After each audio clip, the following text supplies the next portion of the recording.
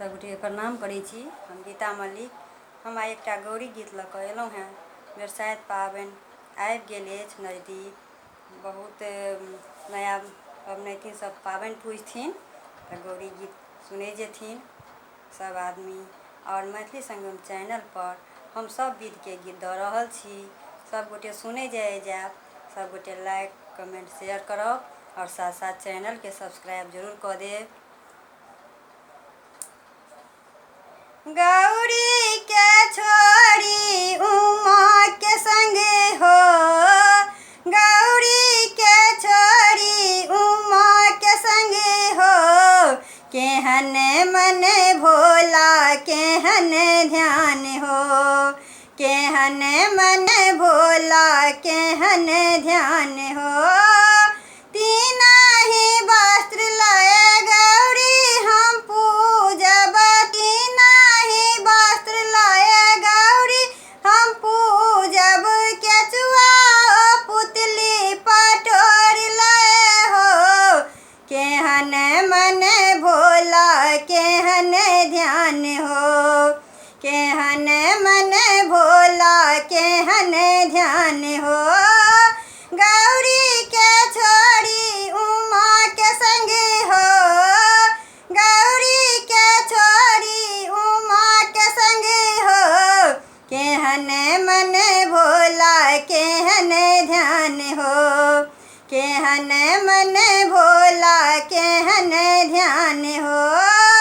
तीनहि फूल लय गौरी हम पूजब, तीनहि फूल लय गौरी हम पूजब, बेली चमेली गुलाब लय हो, केहन मन भोला केहन ध्यान हो, केहन मन भोला केहन ध्यान हो।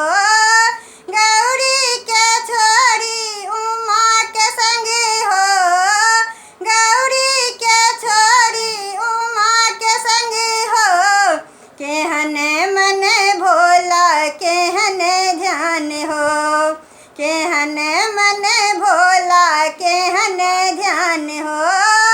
तीनहि फल लय गौरी हम पूजब, तीनहि फल लय गौरी हम पूजब, केरा नारियल अनार लय हो, केहन मन भोला केहन ध्यान हो, केहन मन भोला केहन ध्यान हो।